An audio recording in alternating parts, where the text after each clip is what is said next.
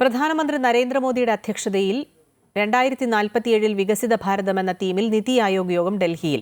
കേന്ദ്ര ബജറ്റിൽ അവഗണിച്ചതിൽ പ്രതിഷേധിച്ച് കേരളമടക്കം പ്രതിപക്ഷ സംസ്ഥാനങ്ങളിലെ മുഖ്യമന്ത്രിമാർ യോഗത്തിൽ പങ്കെടുത്തില്ല. അതേസമയം പശ്ചിമബംഗാൾ മുഖ്യമന്ത്രി മമതാ ബാനർജി യോഗത്തിൽ പങ്കെടുത്തെങ്കിലും പ്രതിഷേധിച്ചിറങ്ങിപ്പോയി. തമിഴ്നാട്ടിൽ കേന്ദ്ര അവഗണനയ്ക്കെതിരെ DMKയുടെ നേതൃത്വത്തിൽ വ്യാപക പ്രതിഷേധമാണ്. ജാർഖണ്ഡ് മുഖ്യമന്ത്രി ഹേമന്ത് സോറൻ അവസാന നിമിഷമാണ് നിതി ആയോഗ് യോഗത്തിൽ നിന്ന് പിന്മാറിയത്.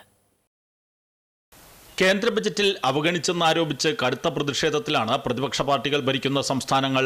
ബീഹാറിനും ആന്ധ്രാപ്രദേശിനും വാരിക്കോരി നൽകിയപ്പോൾ തങ്ങൾക്ക് അർഹമായതുപോലും ലഭിച്ചില്ലെന്നാണ് പ്രതിപക്ഷ പാർട്ടികൾ അധികാരത്തിലിരിക്കുന്ന സംസ്ഥാനങ്ങൾ ആരോപിക്കുന്നത്. പ്രതിഷേധത്തിന്റെ ഭാഗമായാണ് നീതി ആയോഗ് യോഗം ബഹിഷ്കരിക്കാൻ പ്രതിപക്ഷ മുഖ്യമന്ത്രിമാരുടെ തീരുമാനം.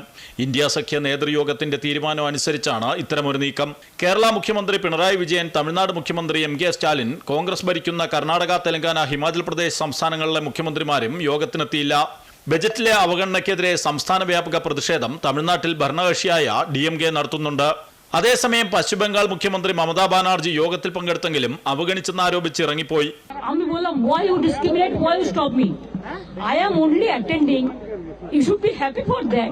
Instead of that, you are giving more scope to your party, your government, and you only me on behalf of opposition. Only I am there, and you stop my mic. Apni or mic band kar dichen. യോഗത്തിൽ തന്നെ സംസാരിക്കാൻ അനുവദിച്ചില്ലെന്നും മറ്റു നേതാക്കൾക്ക് സംസാരിക്കാൻ സമയം അനുവദിച്ചപ്പോൾ തന്നെ 5 minute കഴിഞ്ഞപ്പോൾ തടഞ്ഞുവെന്നും മമതാ ബാനർജിയെ വിമർശിച്ചു. നീതി ആയോഗ് എടുത്തുകളഞ്ഞ് പ്ലാനിംഗ് കമ്മീഷൻ പുനഃസ്ഥാപിക്കണമെന്ന ആവശ്യവും മമത യോഗത്തിൽ ഉന്നയിച്ചു. ബജറ്റിലെ കേന്ദ്ര അവഗണനയ്ക്കെതിരെയും മമത ശക്തമായ ഭാഷയിലാണ് വിമർശനം ഉന്നയിച്ചത്. അമൃത ന്യൂസ്, ന്യൂഡൽഹി.